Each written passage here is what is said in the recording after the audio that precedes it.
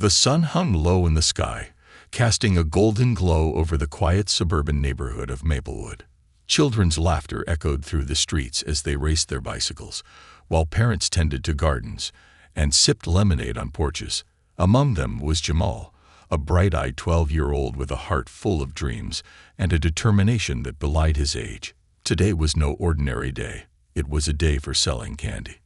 With his backpack slung over one shoulder, filled to the brim with colorful candies and treats, Jamal was on a mission. He had been saving up for a new bike, one he had seen in a shop window just a few blocks away. It was bright red with shiny spokes that glinted in the sun, everything a young boy could want. His mother had always told him, "If you want something, you have to work for it." Those words resonated in his mind as he set out for the day. Jamal knew the neighborhood well, the winding streets and familiar faces. He had grown up here, playing tag in the parks and sharing secrets with friends. But today, his focus was solely on selling candy. He approached Mrs. Henderson's house first, knowing she always had a soft spot for the sugary treats. "Hey, Mrs. Henderson, want to buy some candy?" Jamal called out, his voice bright with enthusiasm.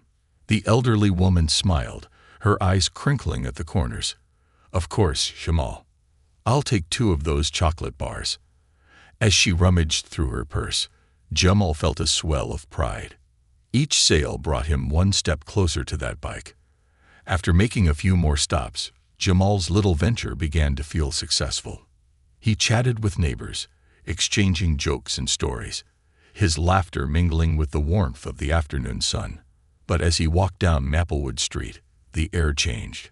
He could sense a heaviness, a tension that wasn't there before. It was a feeling that gnawed at the back of his mind, an unsettling whisper that something was amiss.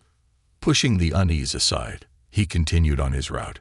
The sweet scent of candy wafted from his bag, mixing with the fresh summer air. He passed the park where kids were playing, the sound of their carefree laughter echoing like a melody. Jamal couldn't help but smile, reminding himself of the joy that simple moments brought. However, as he approached the end of the street, he noticed a black sedan parked on the side. Its windows tended so dark that he couldn't see inside. It was unusual for that spot. Usually there were families with kids or neighbors chatting in their front yards. Instead, this car seemed to loom ominously in the afternoon light, as if it were out of place in the cheerful neighborhood. Curiosity piqued. Jamal walked closer. The trunk of the car was slightly ajar, and for a moment, he hesitated. Should he approach? There was something about the vehicle that sent a shiver down his spine, but the thought of the candy he could sell pushed him forward. Perhaps someone inside would buy some sweets. He reached the car and peered inside. As he leaned closer, his heart began to race, and a wave of dread washed over him. The interior was dim, but he could make out 2 figures slumped over in the front seats. Panic seized him as he realized they weren't moving. A knot formed in his stomach, and an instinctual fear took hold. He quickly stepped back, eyes wide with shock. What he saw inside the car sent a chill through him. One figure, a man, appeared unconscious, his head lolling to the side. The other, a woman, was unresponsive, her arms hanging limply by her sides. Jamal's mind raced with possibilities, and an unsettling feeling settled over him like a heavy fog. He had never encountered a situation like this, and the urgency of the moment gripped him. "Stay calm, Jamal. You can do this," he whispered to himself, his voice barely audible above the thudding of his heart. In that moment, the weight of responsibility crashed down on him. He understood that he needed to act fast. There was no time to hesitate. People could be in danger. Without thinking, he fished his phone from his pocket and dialed 911, his fingers trembling as he pressed the buttons. 911, what's your emergency? A voice answered, cutting through the chaos in his mind. There's a car parked on Maplewood Street, and there are 2 people inside. They're not moving." Jamal stammered, trying to keep his voice steady. "Please, you need to send someone quick." "Stay calm. I need you to tell me your name and location. The operator replied, their voice calm and authoritative. "It's Jamal, and I'm at the corner of Maplewood and Elm. The car is black, and it looks really bad." He could hear the sirens in the distance, growing louder by the second. "Help is on the way, Jamal. Stay where you are," the operator assured him. As he hung up, Jamal felt a mixture of fear and relief. He stood frozen for a moment, staring at the car, the reality of what he had just witnessed crashing over him. The world around him faded, and all that existed were those two people inside the car, and the urgency of their situation. A few moments later, the wail of sirens pierced the air, and Jamal's heart quickened. Emergency vehicles rounded the corner, their lights flashing in a rhythmic dance of red and blue. The sight of the police cars and ambulances made his heart leap with hope and anxiety. He felt a mix of responsibility and fear, the gravity of the situation settling in. As the officers rushed to the scene, Jamal stepped back, his breath coming in short gasps. He felt small and powerless, standing on the sidelines while grown-ups took control of the chaos. But deep down, he knew he had done the right thing. He had acted swiftly, showing bravery that belied his age. "Stay back, kid," one of the officers said as he approached Jamal, kneeling to his level. "Can you tell me what happened?" Jamal nodded, his voice shaky. "I was selling candy, and I saw them in the car. They weren't moving. I thought something was wrong, so I called you." "Good job, kid. You did the right thing," the officer praised, his voice calm and reassuring. Jamal felt a flicker of pride at the acknowledgement, even amid the confusion and fear. As the paramedics worked to revive the individuals in the car, Jamal watched the scene unfold, his heart heavy with worry. The gravity of the moment weighed on him, a weight he hadn't anticipated carrying. His day had started with dreams of a new bike, but now it was tinged with the harsh reality of life and death. In that instant, he understood that he had crossed a threshold into adulthood, one that he hadn't expected. His innocent world of candy selling had collided with the harsh truths of life, and the journey ahead would be anything but simple.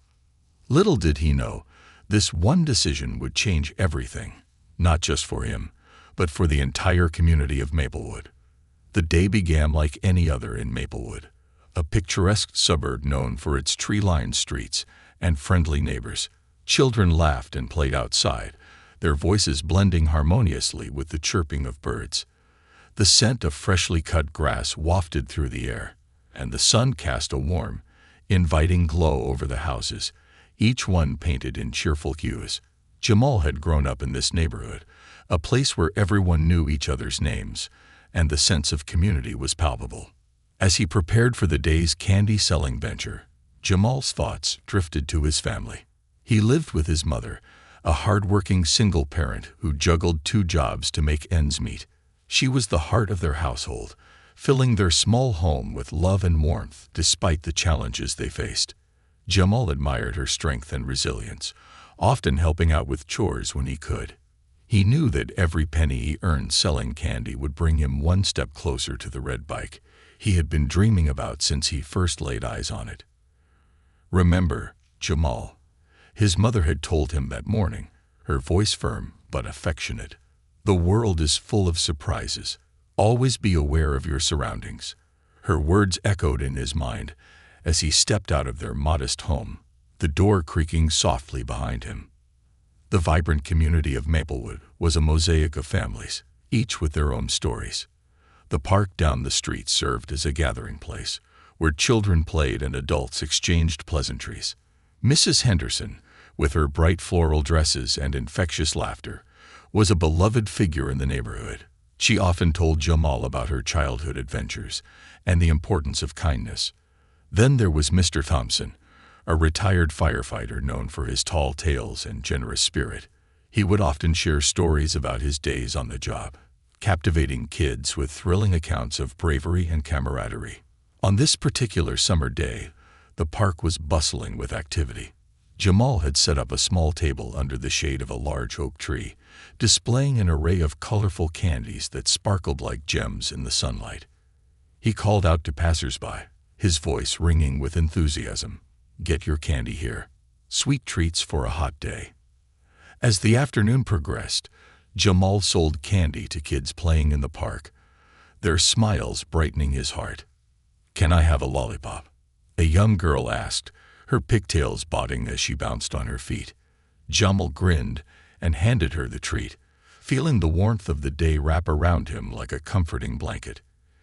Each sale felt like a small victory, a step closer to his goal. Yet, beneath the surface of this idyllic day, an undercurrent of tension was beginning to brew in Maplewood. Over the past few weeks, Jamal had overheard snippets of conversations among adults, whispers about strange occurrences in the neighborhood.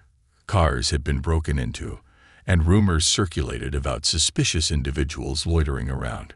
While the children played without a care, the adults exchanged worried glances, their laughter tinged with anxiety. One afternoon, while sitting at the park with his friends, Jamal overheard Mrs. Henderson speaking to Mr. Thompson. "I just don't feel safe anymore," she said, her voice shaky. "There's been too much going on. I heard about that car break-in just 2 streets over." Jamal's heart sank at her words, a sense of unease creeping into his thoughts. "Don't worry, Mrs. Henderson," Mr. Thompson replied, trying to reassure her. "We'll keep an eye out. We've all got each other's backs in this neighborhood."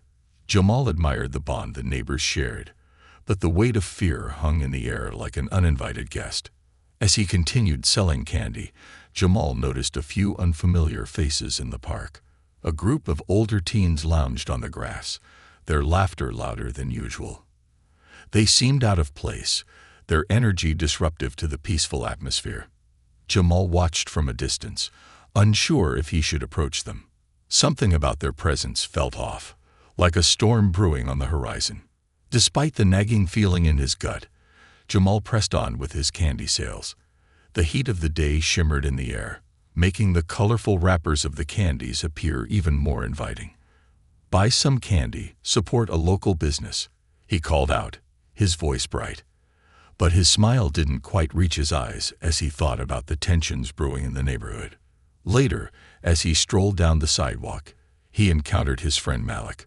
The two boys had known each other since they were toddlers, their friendship solidified through countless playdates and shared secrets. "Hey, Jamal. Selling candy again?" Malik asked, grinning. "Yeah. Trying to save up for that bike," Jamal replied, momentarily forgetting the weight of the day's worries. "You'll get it. Just keep selling. I heard Mrs. Henderson bought a whole bunch from you." Malik cheered, slapping Jamal on the back. "Thanks, man. I hope I can get enough before summer ends," Jamal said, feeling a surge of motivation. The dream of riding around the neighborhood on his new bike was a beacon of hope amidst the unease surrounding them. As they walked together, the conversation shifted to school and summer plans, the laughter flowing freely between them.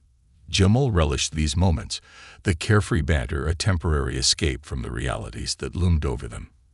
However, deep down, he could still sense the darkness creeping into their community. That evening, as the sun began to set, painting the sky with hues of orange and pink, Jamal returned home. He found his mother sitting at the kitchen table, a stack of bills spread before her. Her brows were furrowed in concentration, and the lines on her face seemed deeper than usual. "Hey, Mom," Jamal greeted, his voice softening at the sight of her worry. "I sold a lot of candy today." "That's wonderful, sweetheart," she said, her eyes lighting up briefly before the weight of reality settled back in. "We could use every bit of extra money right now." Jamal helped her with the dishes, the clinking of plates filling the quiet kitchen. As they worked side by side, he couldn't shake the feeling that something wasn't right in their neighborhood.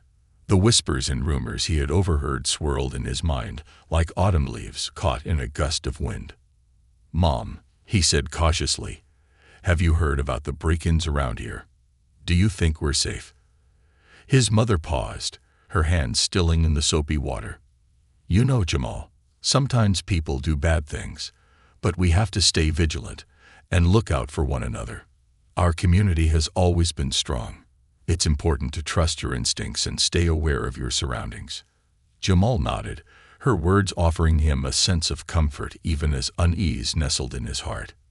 He wanted to believe in the strength of their community, but the growing sense of fear was hard to ignore. That night, as he lay in bed, Jamal replayed the events of the day in his mind. He couldn't shake the image of the black sedan parked ominously on the side of the road, its presence lingering like a shadow in his thoughts. With dreams of candy and bicycles fading into the background, a new reality crept in, one where safety felt uncertain, and the innocence of childhood began to wane. Little did he know that the decisions he would face in the coming days would change everything, not just for him, but for the entire neighborhood of Maplewood. As sleep slowly overtook him, Jamal's dreams were filled with candy and laughter, but beneath it all, a sense of dread loomed, hinting at the challenges that lay ahead, a darkness that was about to break into their lives in ways he could never have imagined. As the sun rose over Maplewood the next morning, the neighborhood began to stir. The sounds of birds chirping and the rustling of leaves heralded a new day. Yet Jamal's thoughts were heavy with the remnants of yesterday's unsettling discovery. He had spent the night tossing and turning, haunted by the images of the black sedan and the people inside it. The weight of the unknown pressed on his chest, casting a shadow over his usually bright disposition. Determined to push the fear aside, Jamal grabbed his backpack and set out for another day of selling candy. The rhythmic sound of his sneakers hitting the pavement provided a comforting backdrop as he made his way to the park. The air was cool, tinged with the sweet scent of blooming flowers and freshly cut grass. He breathed in deeply, hoping to shake off the anxiety that had settled over him like a heavy blanket. Arriving at the park, Jamal set up his table beneath the large oak tree once more, arranging the colorful array of candies. As he worked, he glanced around, scanning the familiar faces of neighbors and friends. The park was lively, children playing and laughter filling the air. Yet an undercurrent of tension still lingered, manifesting in hushed conversations and wary glances exchanged among adults.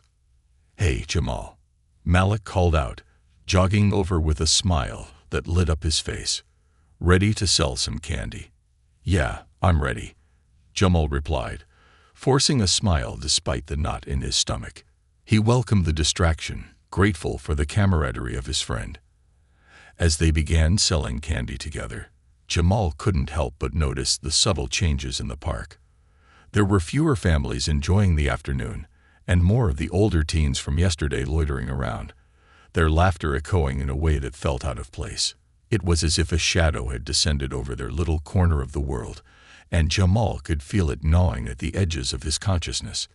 "Have you heard about the guy who got his car broken into last week?" Malik asked, his voice low as they counted their sales. "Yeah, I heard something about it," Jamal replied, trying to keep his tone casual. "Seems like there's been a lot of weird stuff happening lately." Malik nodded, his brow furrowing.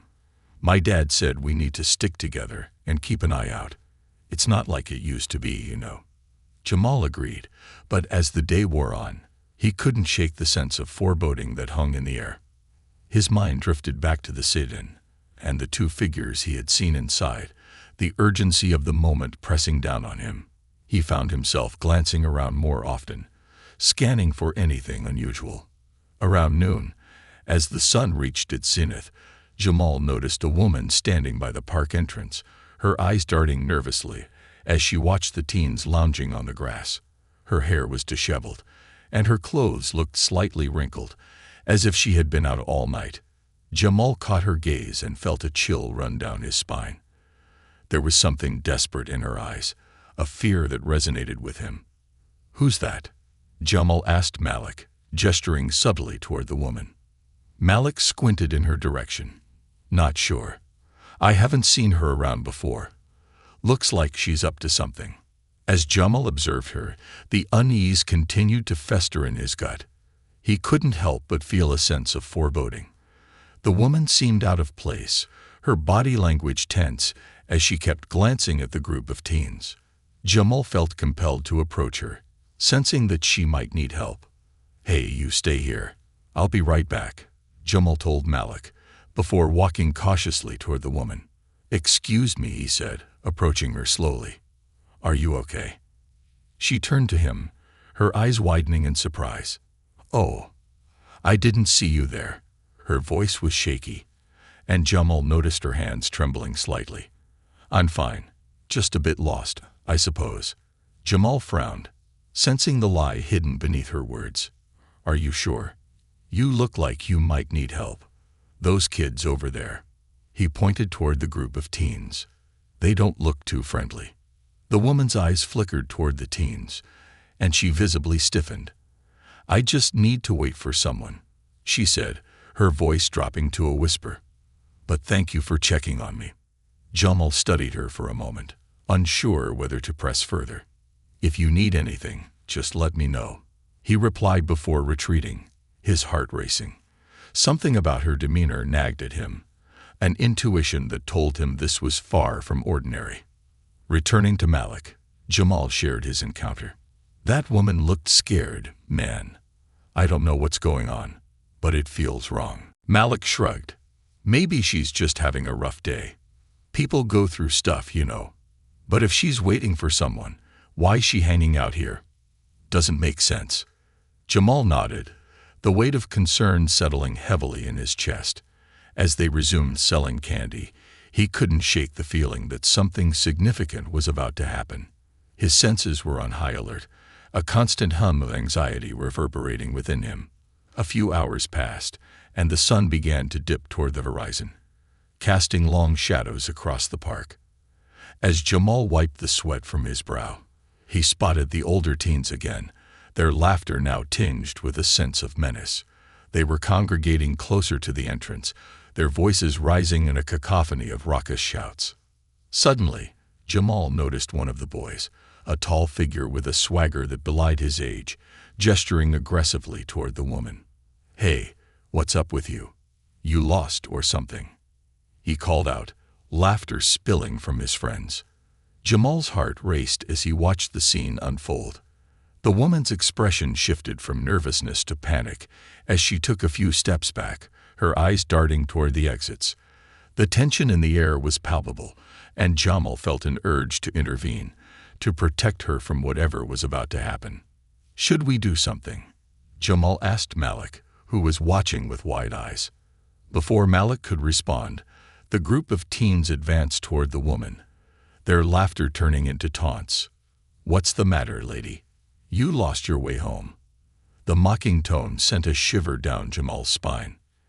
"Leave her alone," Jamal shouted, his voice rising above the chaos, surprising even himself. He stepped forward, fueled by a mix of bravery and concern. Malik followed closely, his face reflecting a mix of fear and defiance. "Who do you think you are, kid?" the tall boy sneered, turning his attention toward Jamal. The group fell silent, the laughter fading as they focused on the two boys standing up for the woman. "I'm just saying, back off," Jamal replied, trying to project confidence despite the pounding of his heart. "You don't have to treat her like that." "Or what?" the boy taunted, stepping closer, his friends shifting to flank him. "You think you can stop us?" Before Jamal could respond, the woman intervened, her voice trembling but firm. "I'm fine. Really, I don't need any trouble," she said, raising her hands defensively. But her eyes betrayed her fear, darting between the teens and Jamal. "Just leave her alone, man," Malik chimed in, standing beside Jamal. The tension hung thick in the air, a powder keg waiting to explode. As the standoff continued, Jamal's mind raced with thoughts of how quickly things could escalate. He could feel the gravity of the moment settling over him, the realization that he was standing at the edge of something much bigger than himself. Just as it seemed the situation might spiral out of control, a familiar voice cut through the tension. "Hey, what's going on here?" It was Mr. Thompson, the retired firefighter, striding confidently toward the scene. The authority in his voice instantly shifted the atmosphere, and the teens hesitated. "Nothing, just having a little fun," the tall boy replied dismissively, though the bravado was fading in the presence of an adult. "I suggest you find a better way to have fun," Mr. Thompson replied, his tone unwavering. Leave this woman alone and get out of here." Reluctantly, the teens exchanged glances, and one by one, they turned to leave, their laughter dissipating as they melted back into the park. Jamal sighed with relief, the tension lifting as Mr. Thompson turned to the woman. "Are you all right, ma'am?" he asked gently, his concern evident. "Yes, I'm fine, thank you," she replied, her voice shaky but grateful. I didn't want any trouble." Mr. Thompson nodded, casting a wary glance at the departing teens. "You did well, kids," he said to Jamal and Malik. "You stood up for her. That takes courage." As the woman began to walk away, Jamal felt a strange sense of connection. "Wait," he called out, and she paused, turning back. "Are you sure you're okay?" She met his gaze, and for a brief moment, Jamal saw a flicker of something in her eyes: fear, vulnerability, and perhaps a glimmer of gratitude. "I will be," she said softly. The sun began to sink below the horizon, casting long shadows across the park as the colors of twilight enveloped Maplewood. Jamal stood at his candy table, still reeling from the confrontation with the teens. His heart raced with adrenaline, a mixture of pride and fear swirling within him. As he packed up his supplies, he couldn't shake the image of the woman's frightened eyes from his mind. Malik had wandered off to join some friends, leaving Jamal alone to ponder the events of the day. The park, which had been vibrant and full of laughter just hours earlier, now felt eerily quiet. The lingering tension from the earlier encounter hung heavy in the air, making Jamal's skin prickle with unease. Suddenly, the peaceful ambience was shattered by the distant sound of sirens. The wailing grew louder, echoing through the streets and pulling Jamal's attention toward the entrance of the park. He squinted into the fading light, trying to discern the source of the commotion. Just then, he spotted the familiar black sedan parked ominously across the street, its engine rumbling like thunder. Jamal's heart sank as he recalled the unease that had settled over him since yesterday. Something felt very wrong. His instincts kicked in, urging him to act. With a deep breath, he made his way toward the entrance of the park, his curiosity mingling with apprehension. As he approached, he saw several police cars clustered around the black sedan, flashing lights illuminating the area with an urgent, pulsating glow. Officers were speaking urgently, gesturing toward the car, their expressions grave. Jamal's stomach twisted in knots. What had happened? Was the woman he had spoken to earlier involved? He ducked behind a nearby tree, hoping to remain unnoticed as he observed the scene unfold. The officers seemed to be searching the vehicle, their movements swift and purposeful. Jamal's breath hitched as he strained to hear snippets of their conversation. "She's not in the vehicle," one officer said, frustration evident in his voice. "But we need to find her before." Before he could hear more, Jamal's thoughts were interrupted by the arrival of the woman, her figure emerging from the shadows of the park. She appeared disheveled, her hair a tangled mess, and her clothing looked as if it had been hastily thrown together. Jamal's heart raced as she approached the officers, her expression a mix of relief and anxiety. "Where have you been?" an officer demanded, his tone harsh yet concerned. "We've been searching for you." I'm sorry.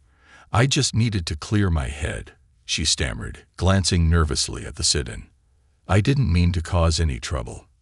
"Trouble? Do you know what's been happening in this neighborhood? You could have put yourself in serious danger," the officer replied, his voice softening slightly as he observed her distress. Jamal felt a rush of empathy for the woman. He stepped out from behind the tree, compelled to lend his voice to the situation. "Excuse me," he called out, approaching the officers cautiously. "I talked to her earlier. She was just trying to get by. She didn't mean any harm." The officers turned to Jamal, their eyes narrowing slightly in surprise. "And who are you?" one of them asked, scrutinizing him. "I'm Jamal. I saw her in the park and noticed she looked upset," he explained, glancing at the woman for support. "I didn't want anyone bothering her." The woman met Jamal's gaze, gratitude shining through her fear. "He's right. I was just trying to find my way home, she said, her voice shaky but firm. I didn't mean to draw any attention to myself. The officer studied them for a moment before signing, his expression softening. Okay, but we need to take you in for questioning. There's been a series of break-ins in this area, and we need to make sure you're safe. Jamal's heart raced as he listened. This was more serious than he had realized. He could feel the weight of the moment pressing down on him, and he knew he needed to act. Wait, he said suddenly, stepping forward. I think I saw something yesterday. The officers turned their attention back to him, their curiosity piqued. What did you see? One of them asked, his tone now serious. I was selling candy in the park, and there was a black sedan parked on the street, Jamal recalled, trying to piece together the events in his mind. There were two guys inside, and they looked really suspicious. They were just watching everything, like they were waiting for something. The officer's brow furrowed as he listened intently. Did you get a good look at them? Can you describe them? Jamal hesitated, recalling the fleeting glimpse he had caught of the figures through the tinted windows. One was tall, with a hoodie pulled up. The other had a baseball cap on. I couldn't see their faces clearly, but I remember the way they were looking around. It felt wrong. The officer nodded, taking notes as Jamal spoke. Thank you for that information, Jamal. We'll keep it in mind. He turned to the woman. We need to ensure your safety. Can you come with us? The woman nodded, her expression a mixture of gratitude and fear. Thank you for helping me, she said softly to Jamal before turning to follow the officers. As they walked away, Jamal felt a surge of mixed emotions. He had been brave enough to step in, but the weight of the situation pressed down on him. He couldn't shake the feeling that this was just the beginning of something much bigger. With the sun now fully set, Jamal returned to his table, which sat abandoned beneath the oak tree. The park felt eerily quiet, the laughter of children replaced by an unsettling stillness. He packed up his candy, but his mind raced with thoughts of the woman and the danger that loomed over their neighborhood. Just as he finished, Malik returned, his face flushed with excitement. What happened? I heard sirens. Did you see the cops? Yeah, they were looking for that woman we talked to, Jamal replied, the adrenaline still coursing through his veins. I think she was in trouble. Malik's eyes widened in surprise. What do you mean? Was she okay? I don't know, Jamal admitted, his voice thick with concern. But they were searching for her. There's something going on, Malik. Something bigger than just the break-ins. Dude, this is crazy, Malik said, glancing back toward where the officers had taken the woman. What if they're looking for those guys in the black sedan? I think they are, Jamal replied, feeling a sense of urgency. We have to keep an eye out. Something tells me this isn't over. Malik nodded, his expression serious. Yeah, let's stick together. We need to make sure our neighborhood is safe. As they made their way home, the night air felt heavy with uncertainty. Jamal couldn't shake the feeling that he was now a part of something much larger than himself, a web of connections and events that would soon intertwine their lives in ways they couldn't yet understand. When he finally arrived home, his mother was waiting for him at the kitchen table, her brow furrowed with worry. Where have you been? I heard the sirens, and I got worried, she said, her voice laced with concern. I was at the park, Jamal explained, his heart racing as he recounted the events of the day, the woman, the confrontation, and the police involvement. He saw his mother's expression shift from worry to disbelief. Jamal, that's serious, she said, her voice firm. You need to be careful out there. I don't want you getting involved in something dangerous. I know, Mom, he replied, the weight of her words settling over him. But I had to help. I couldn't just stand by. His mother's eyes softened, pride mingling with concern. I understand that you want to do the right thing, but you need to think about your safety too. Promise me you'll be careful. I promise, Jamal said, though deep down, he knew that things were far from over.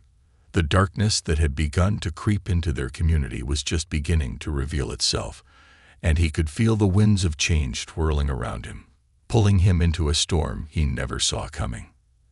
As he climbed into bed that night, Jamal's mind raced with thoughts of the woman and the events that had unfolded. His heart was heavy with the weight of uncertainty, and he couldn't shake the feeling that their lives were about to be intertwined in a way that would forever change Maplewood. The echoes of the sirens faded into the night, leaving behind an unsettling stillness that hung in the air like a warning. Little did he know, tomorrow would bring answers that would change everything for him and the community he loved. The morning sun rose over Maplewood, casting a warm glow on the familiar streets that Jamal had known his entire life. But today, everything felt different. The events of the previous day loomed heavily in his mind, and the uneasy atmosphere hung thick in the air. As he got ready for school, he could feel the weight of uncertainty pressing on him. At breakfast, Jamal's mother watched him closely, her concern palpable. "Are you sure you want to go to school today?" she asked, her voice tinged with worry. "After everything that happened?" "I have to go, Mom," Jamal replied, trying to project a sense of normalcy. "I can't let this scare me. I need to focus on school." But as he spoke, he felt a knot tightening in his stomach. He was trying to convince both himself and her.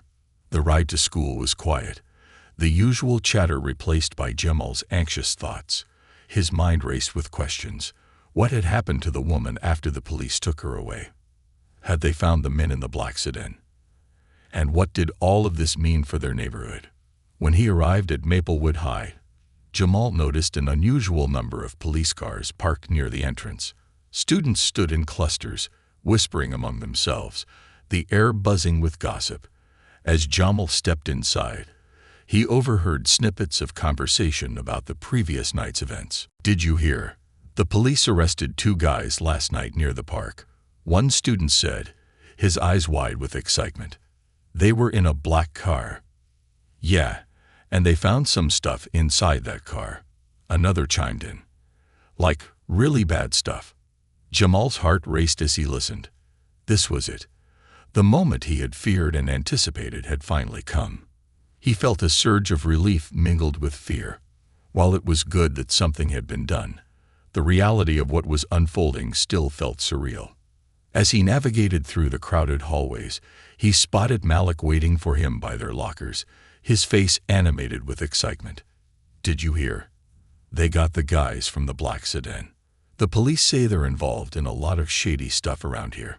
Jamal nodded, trying to absorb the news. "Yeah, I heard. I just hope that woman is okay. She didn't seem like she was in a good situation." "Right?" Malik replied, shaking his head. "I can't believe we were out there and didn't even realize how serious it was." Their conversation was interrupted by the sound of the principal's voice echoing through the PA system. "Attention, students. I want to address the recent incidents that have taken place in our neighborhood. Please know that your safety is our top priority, and we are working closely with local law enforcement to ensure that you feel secure." Jamal felt a knot form in his stomach again. This was more serious than he had anticipated. After a few more announcements, the principal concluded, "We encourage you to report any suspicious activity you might witness. Remember, it's our community, and we all play a part in keeping it safe." As the day progressed, Jamal found it hard to concentrate in class. Thoughts of the woman and the events of the previous night swirled in his mind, refusing to let him focus on his studies. During lunch, he sat with Malik, who was excitedly recounting the latest gossip about the police and the arrested men. "They say they had a whole stash of stolen stuff in that car," Malik said, eyes wide. "Like electronics and other expensive stuff. I can't believe we were just a few feet away from all that." Jamal nodded, feeling a strange mix of excitement and dread. "I hope the woman is all right. She was really scared when I talked to her. I keep thinking about what could have happened if we hadn't stepped in." Malik raised an eyebrow. "You really think it was that serious? I mean, we're just kids, right? What could we do?" Jamal shrugged, the weight of responsibility heavy on his shoulders. "I don't know. but I can't shake the feeling that we were meant to be there. It feels like we might have changed something. After school, Jamal and Malik walked back to the park, curiosity pulling them toward the site of the incident. The scene was still fresh in their minds, and they wanted to see if there was any sign of the police or the woman. As they approached, they noticed a crowd gathering near the entrance, their faces painted with curiosity and concern. "Let's check it out," Malik suggested, nudging Jamal forward. They joined the throng of students, their whispers punctuated by gasps of disbelief. At the center of the commotion was a police officer, speaking to a group of concerned citizens. "We've apprehended 2 suspects, and we're currently investigating their connections to recent thefts in the area. If anyone has information, please come forward." The officer's words sent a ripple of shock through the crowd. Jamal felt a wave of relief wash over him. They had acted just in time, but the reality of the danger they had faced hung heavily in the air. Suddenly, from the corner of his eye, Jamal spotted a familiar figure. It was the woman from the park, standing at a distance, her expression a mix of fear and uncertainty. Jamal's heart raced as he glanced at Malik. "Look, it's her. We have to go talk to her." They made their way through the crowd, weaving between curious onlookers until they reached her. Jamal's voice was steady as he approached. "Excuse me, are you okay?" The woman looked up, her eyes wide with surprise. Yes, I'm okay," she stammered, though her body language told a different story. "I'm just trying to process everything." "We saw what happened," Malik said, stepping in. "We're glad you're all right." The police caught the guys from the car. Her relief was palpable, though she still looked shaken. "I didn't know what was going to happen. I was so scared. I thought I was in real danger." Jamal felt a surge of empathy. "We're just glad you're safe. What's your name?" "Monique," she replied, offering a small, grateful smile. "Thank you for standing up for me. I don't know what would have happened if you hadn't been there." Jamal's heart swelled at her words. "We just did what anyone would do," he said, trying to downplay his bravery. "But we're really happy you're okay." Monique's expression softened. "I appreciate that. It's nice to know there are still good people out there. I was in a tough spot, trying to find my way back home. I didn't mean to draw attention to myself." "Do you need help getting home?" Malik asked, his voice filled with concern. "We can walk with you." Monique hesitated, glancing at the police activity before nodding.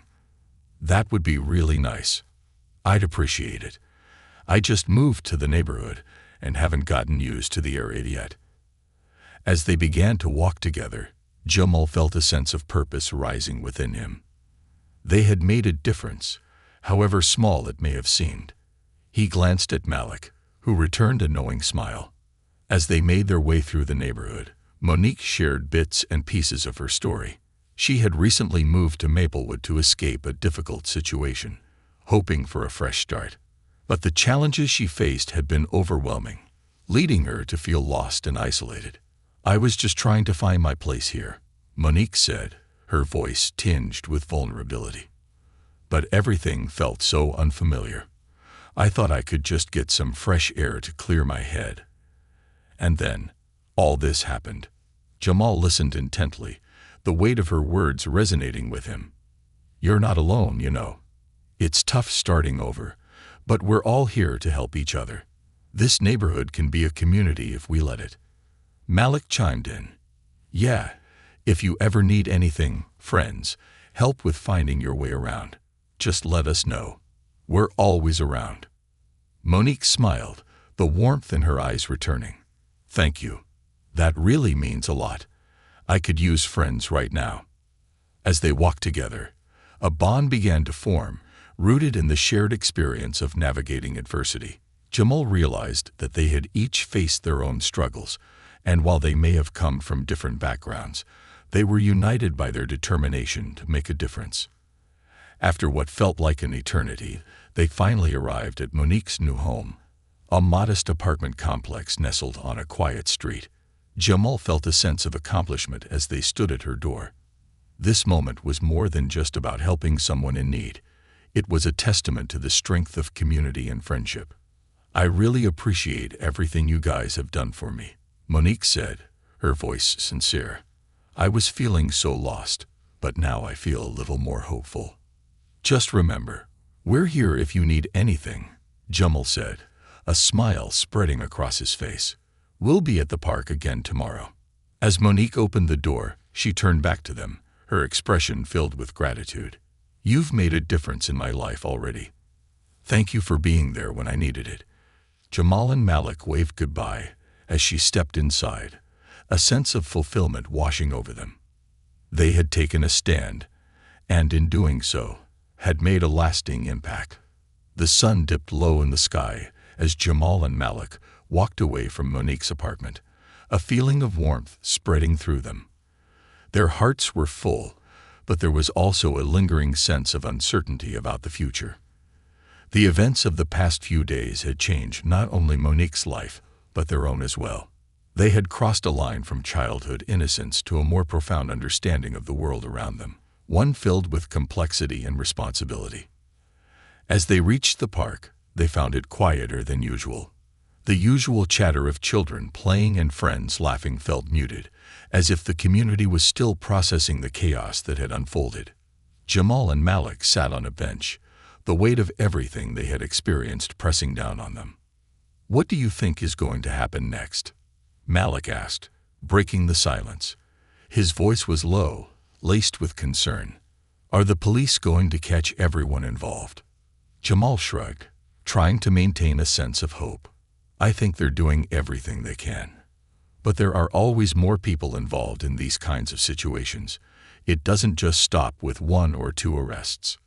Malik nodded thoughtfully. "Yeah, and what about Monique? She's new here and already in a tough spot. What if those guys find her again?" The thought sent a chill down Jamal's spine. He felt a strong urge to protect Monique, but he was just a kid. How could he make a difference in such a complicated situation?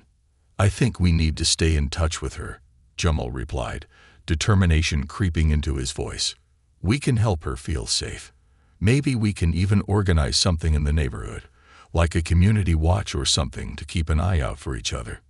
Malik raised an eyebrow, impressed by Jamal's initiative. "That's actually a good idea. If we all work together, we can make the neighborhood feel safer. It might even help Monique settle in." As they brainstormed ideas, Jamal felt a sense of purpose blossoming within him. It wasn't just about the immediate aftermath of the incident. It was about creating lasting change in their community. They had a chance to turn fear into action and empower others to come together. After some time, they decided to gather their friends and share their plans. They wanted to create a community meeting, a chance for everyone to come together, voice their concerns, and develop a strategy to keep the neighborhood safe. The idea was exciting, but it also felt daunting. What if no one showed up? What if people didn't care? Despite his apprehension, Jamal pushed the thoughts aside. They had to try. Later that evening, Jamal sat down with his mother to discuss the idea. He explained the events that had transpired, how they had helped Monique, and how they wanted to bring the neighborhood together. His mother listened intently, her eyes reflecting a mix of pride and concern. "I think that's a wonderful idea, Jamal," she said after he finished. "But you need to be careful. Not everyone will be supportive of this.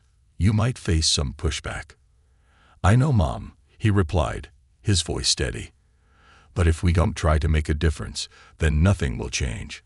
I want our neighborhood to feel safe for everyone." His mother smiled, a flicker of admiration shining in her eyes. "You're growing up, Jamal. It's admirable that you want to take charge and help others. Just remember, you're not alone in this. You have friends and family who will support you." As the days went by, Jamal and Malik worked diligently to prepare for their community meeting. They created flyers, spoke to their friends, and spread the word as much as they could. They wanted to ensure that everyone knew they were welcome to join in and share their thoughts. When the day of the meeting arrived, Jamal felt a mix of excitement and anxiety. They chose the park as the venue, knowing it was a central location for everyone. As he set up chairs and a small table for refreshments, he couldn't shake the feeling of nervousness. "Do you think anyone will come?" Malik asked, eyeing the empty chairs. "Of course they will," Jamal replied, though he wasn't entirely convinced. "This is important. People want to feel safe. They just need someone to give them a reason to show up." As the start time approached, people began to trickle into the park. Jamal's heart swelled with hope as familiar faces filled the chairs. Parents brought their children, and soon, a small crowd gathered around the makeshift stage they had created. Once everyone was settled, Jamal stepped up to speak, feeling the weight of his community's eyes on him. He cleared his throat, his heart pounding. "Thank you all for coming," he began, his voice steady. "We've all seen the recent events that have shaken our neighborhood. But we're not here to dwell on fear. We're here to take action." The crowd listened intently as Jamal shared the story of Monique and how their small act of kindness had turned into something much larger. He spoke about the importance of community and how they could work together to make Maplewood a safer place for everyone. Malik followed up with his thoughts, emphasizing the need for vigilance and collaboration. "We all have a role to play," he said passionately. "If we see something suspicious, we need to speak up. We can't let fear keep us silent." The audience responded with nods of agreement and murmurs of encouragement. As Jamal looked around, he could see the determination in their faces.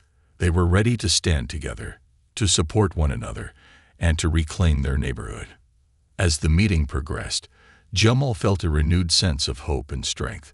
They brainstormed ideas for a community watch program, discussed safety tips, and even planned future meetings to maintain momentum.